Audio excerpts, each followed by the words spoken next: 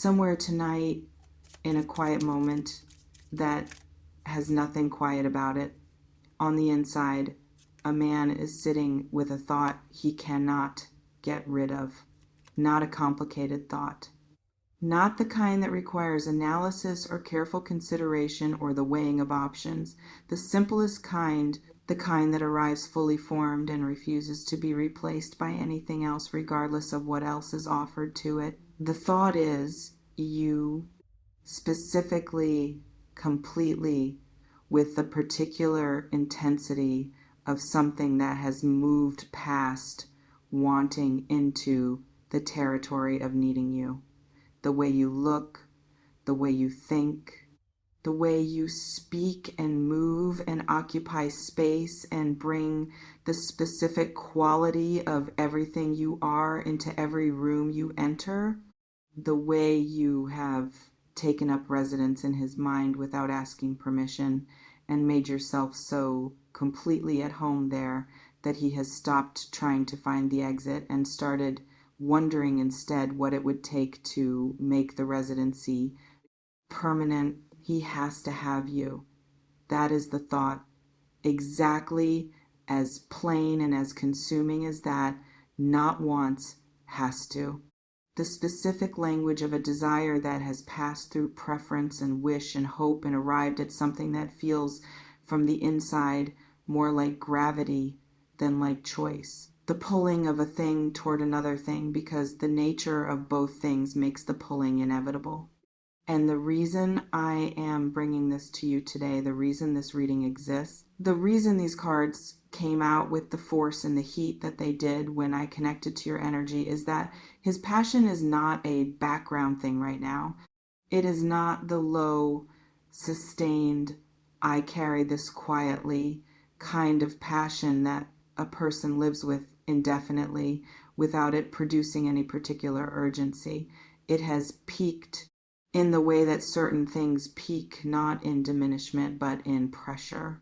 In the specific internal pressure of something that has been building and has finally reached the point where it can no longer be contained by patience or practicality or any of the rational considerations that a person brings to bear on a feeling this size. He is at the edge of doing something about it. Drop the word peak in the comments right now and subscribe to this channel if you are not already here. Because what is coming from this man, the expression of a passion at its absolute highest point, directed entirely and specifically at you, is going to arrive with a force you need to be prepared for. And preparation, in this case, means understanding exactly what is in him and exactly what it means that it has reached this point right now. Let me begin with what physical passion actually looks like in a man whose feeling for you operates on multiple levels simultaneously. Because the title of this reading names both dimensions, physical and mental, and I want to speak to both of them with the specificity they deserve, because it is the combination that makes what he feels so particularly powerful and so particularly difficult for him to continue managing. The physical dimension is the one that is most immediately obvious and the one he is least comfortable acknowledging, even internally. Not because there is anything wrong with it, it is completely natural and completely human, but because he is aware that what he feels for you is not primarily physical, and he does not want even his private experience of it to suggest that it is. He does not want to reduce what he carries to something that can be categorized as simply attraction, because what he feels is not simply attraction. It is attraction layered on top of genuine admiration, layered on top of deep respect, layered on top of a specific and personal love for who you are as a person. The physical desire is real and it is at its peak. He finds you extraordinarily beautiful in the complete sense of that word. Beautiful in your face and your form and the specific way you inhabit your body with the particular grace that is native to how you move. But the physical desire is not the whole or even the primary thing. It is the expression of everything else. The way the whole of what he feels for you has found a physical register that makes the wanting of your presence not just emotional and intellectual, but visceral. He wants to be near you in the most complete sense, in the sense that includes but is not limited to the physical. The nearness of someone who has earned it, not just the proximity of bodies, but the proximity of two people who have found each other sufficiently real and sufficiently compelling to want the full collapse of the distance between them. The mental dimension is where it gets most interesting, where what he feels becomes most specific and most revelatory about the quality of his passion and what makes it different from ordinary wanting. He thinks about you constantly, not in the repetitive, circular, slightly helpless way of someone whose thoughts keep returning to the same place because they are stuck in the active, engaged, genuinely interested way of someone whose mind finds the subject of you endlessly generative. He thinks about what you think, about how your mind works, about the specific angles from which you approach things and the specific conclusions you arrive at and the particular quality of what you find funny and what you find important and what you find worth your genuine and complete attention. He is intellectually obsessed with you. That is the precise phrase. Not just attracted to your intelligence in the general sense of finding smart people appealing. Specifically, personally, individually, obsessed with the particular way your intelligence works. With the combination of precision and warmth that characterizes how you think, the Virgo quality of analyzing things thoroughly while never losing the human temperature of why the analysis matters. With the way you move from feeling to thought and back again without the gap that exists in people whose emotional and intellectual lives operate in separate compartments, with the specific humor that emerges from that combination, the kind that is genuinely clever without being cold, genuinely warm without being soft. He wants to talk to you, always, about everything, about the thing that happened today and the thing he read last week and the thing he has been thinking about for months, that he has not had a person to think about it with in a way that actually goes somewhere.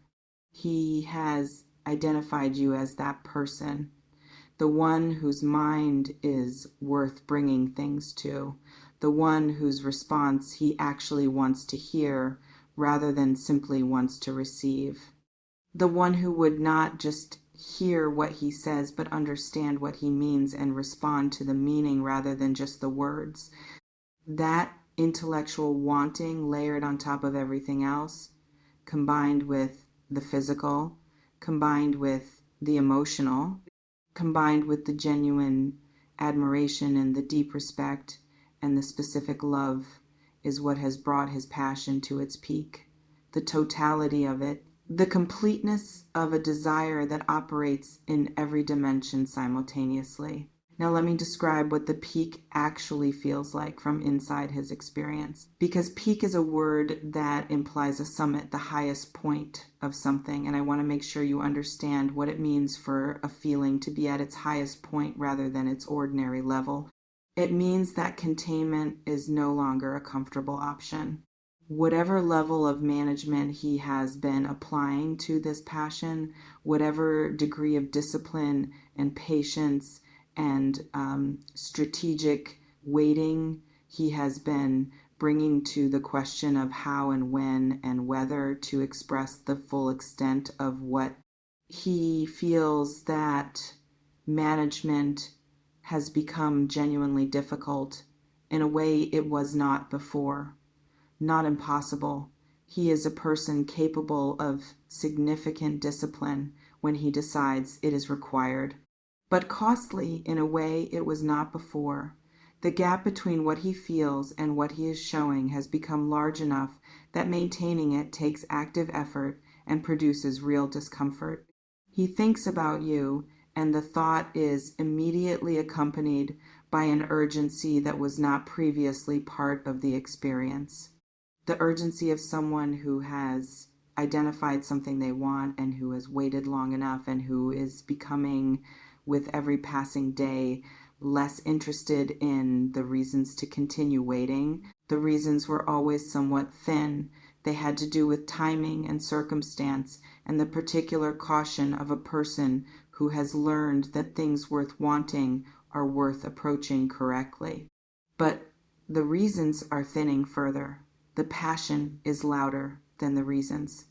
He is also, at this peak, more aware of you in relation to everything else, more aware specifically of time passing, of days that contain the possibility of you and that he is not filling with the full expression of what he feels, of moments that could be shared and that are instead experienced separately, of the life he is living and the life he could be living, and the specific difference between them that is, at this point, almost entirely about the presence or absence of you in it as a fully claimed, fully chosen, fully acknowledged essential.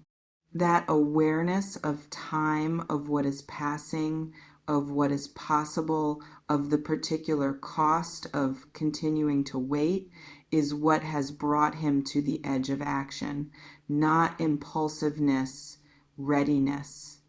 The specific readiness of someone who has been patient enough for long enough and who has finally arrived at the point where patience is no longer the most loving thing he can offer either of you.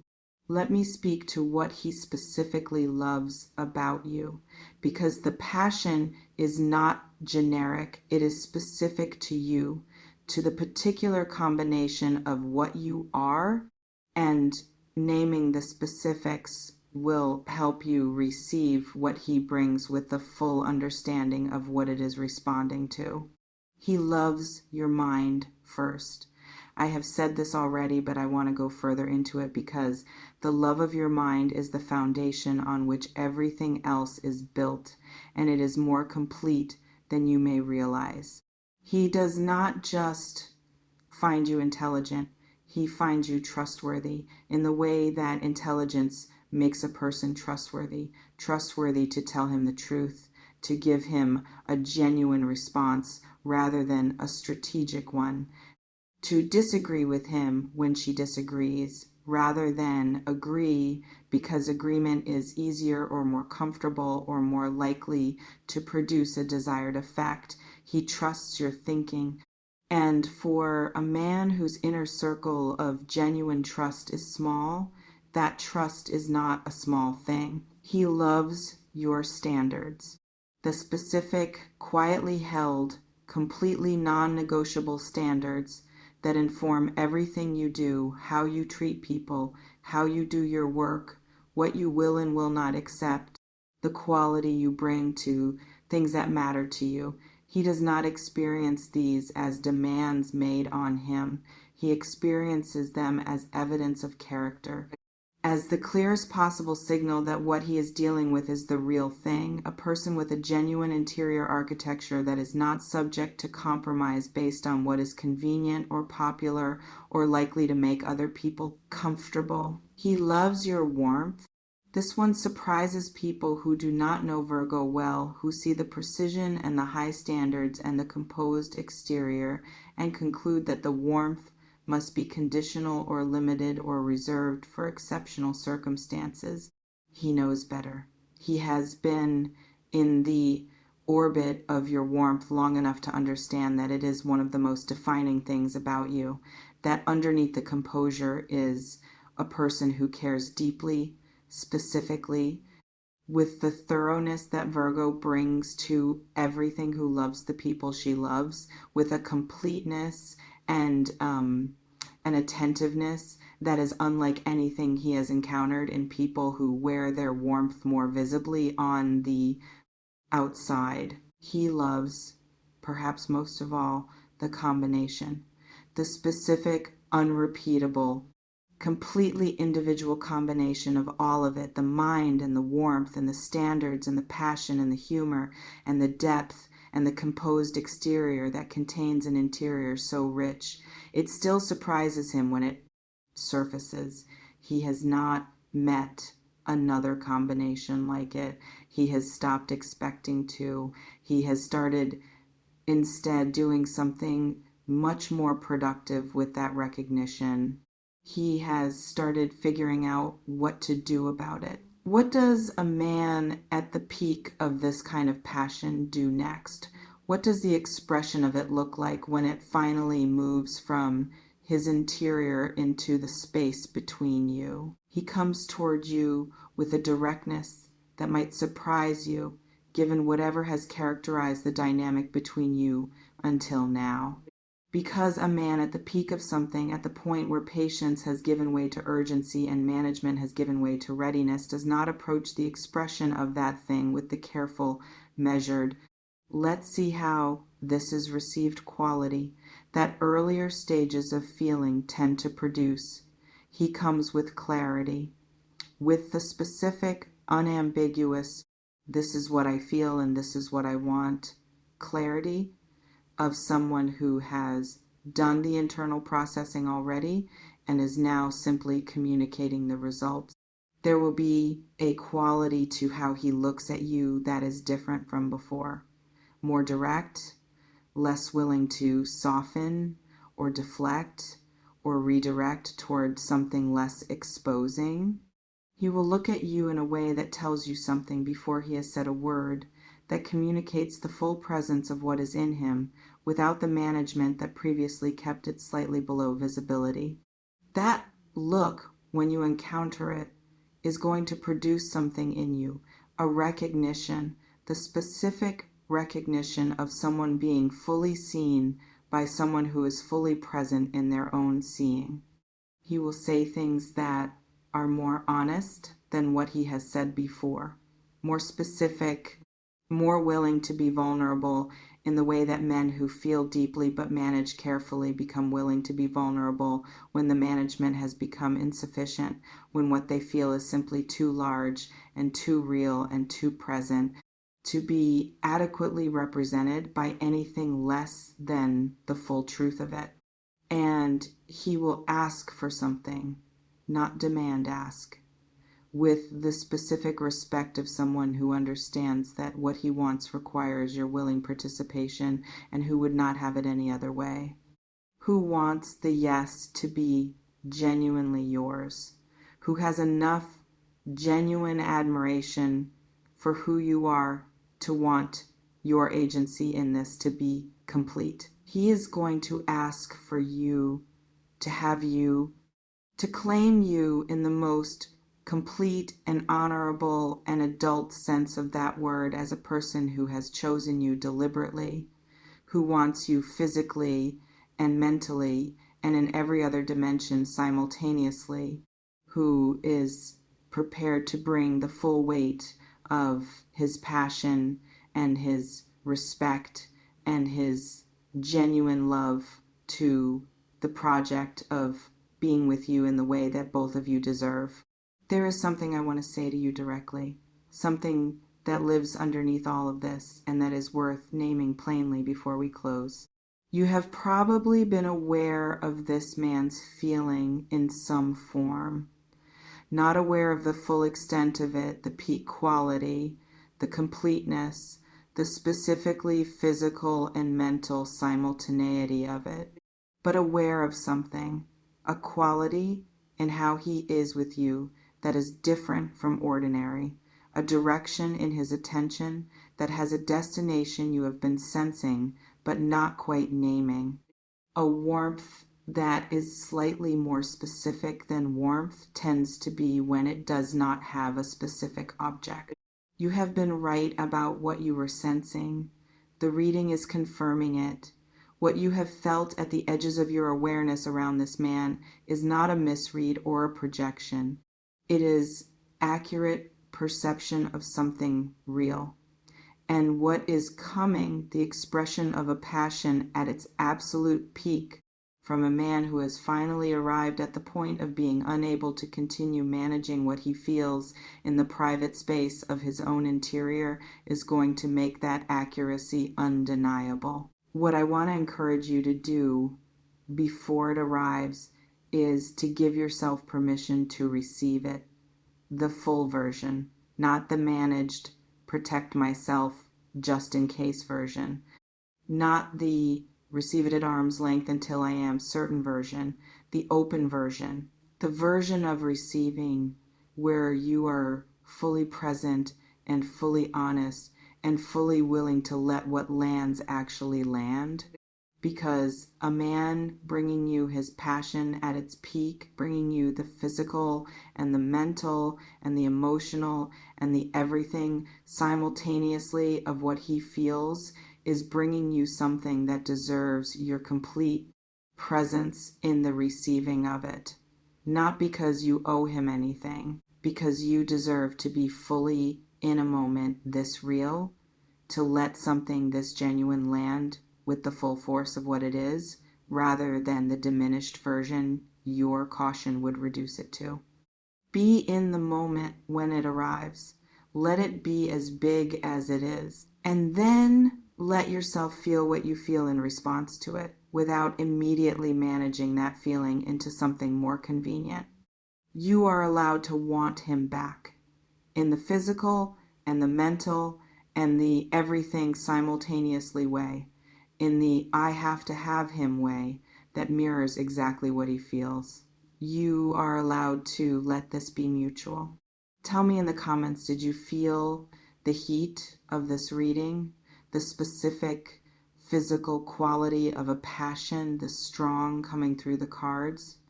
Drop peak if this landed somewhere real and warm in you today. Tell me if someone came to mind immediately. Tell me if the quality of wanting, I described the has to have her quality, the physical and mental simultaneously quality matches something you have been feeling directed at you without having had the full confirmation of it until now. Because the confirmation is here. He has to have you. And the only question left is whether you are going to let yourself be had. With everything, Virgo. I will see you in the next one.